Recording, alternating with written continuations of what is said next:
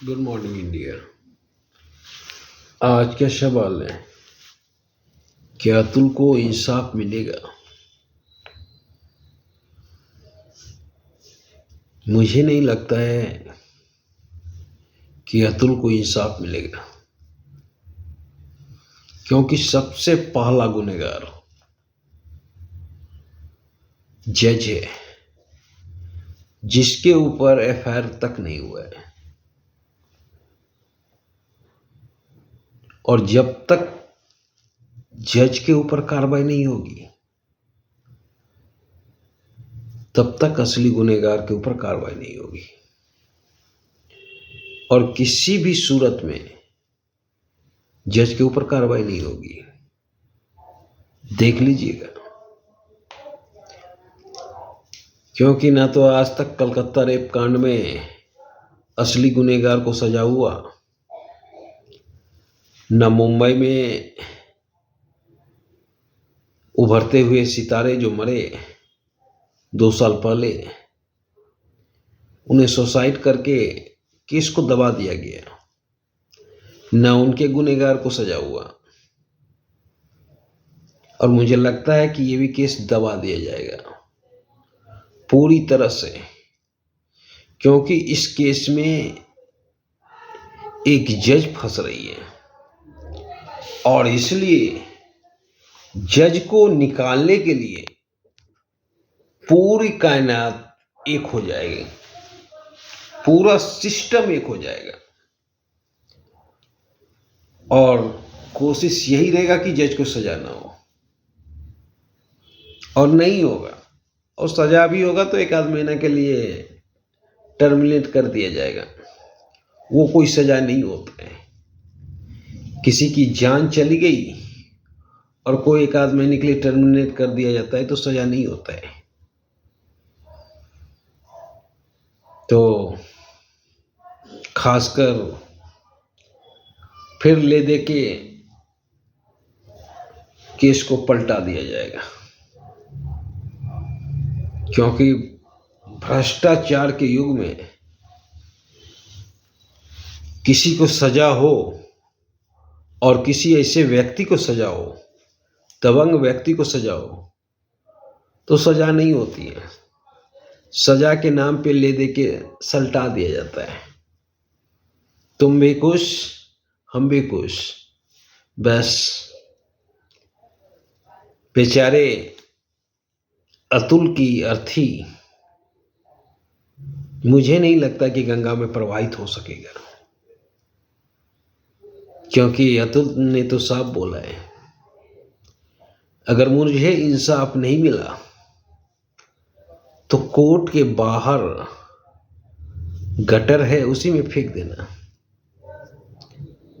और मैं 80% बोल रहा हूं कि सजा नहीं होगी, क्योंकि महिला जज को निकालने के लिए पूरा कायनात एक हो जाएगा और किसी भी तरह बचा लिया जाएगा, क्योंकि हर जज की यही हाल है लगभग। तो जब जज को बचा लिया जाएगा तो सबको बचा लिया जाएगा। और बेचारे अतुल की अर्थी प्रभावित नहीं हो सकेगी गंगा में, क्योंकि जहां तक मैं सिस्टम को जानता हूं, अपने देश के सिस्टम को, इस देश में चोर चोर मौसेरा भाई होता है। और मौसेरा भाई को बचाने के लिए पूरी कायनात एक हो जाती है। जब हम कलकत्ता रेप कांड को असली गुनहगार को सजा नहीं दे सके,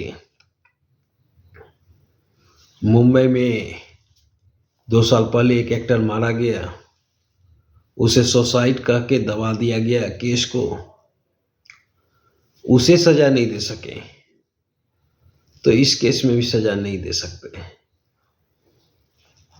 नहीं दे सकेंगे। पर एक बात बोलना चाहूँगा, क्यों आखिर होता है कि किसी लड़की का रेप हुआ तो बिना सोचे समझे कानून को इतना टाइट किया जाता है कि दूसरों के लिए आफत हो जाता है। जब भी कानून पर ट्राई किया जाए, किसी भी लॉ को लाने के पहले 6 महीना उसका प्रयोग किया जाए और देखा जाए कि 6 महीना प्रयोग में कौन सा पर्सन को बेनिफिट हो रहा है या कौन सा पर्सन को लॉस हो रहा है। मुझे तो लगता है कि बेनिफिट कम और लॉस ज़्यादा हो रहा है, ये सब लॉ लाने के चक्कर में। क्योंकि पुलिस थाने में जाता है तो डरा के पैसा वसूला जाता है, कोर्ट में जाता है तो डरा के पैसा वसूला जाता है। मतलब हर जगह दुरुपयोग, उपयोग का कोई सवाल ही नहीं। तो कोई भी लॉ लाने से पहले हम 1000 बार सोचें कि इस लॉ को लाने में किसका बेनिफिट होगा। आज बिहार में शराब बंदी हुआ है, पर शराब बंदी में किसका बेनिफिट हो रहा है ये सब जान रहे हैं। शराबबंदी सफल नहीं हो रहा है, पर बेनिफिट किसका हो रहा है सब जान रहे हैं। तो इसीलिए कोई भी लॉ लाने से पहले सोचा जाए कि किसका बेनिफिट होगा किसका हानि होगा। तो आज का सवाल था कि इंसाफ मिलेगा, तो मैं 80% कहता हूँ इंसाफ नहीं मिलेगा। जय हिंद।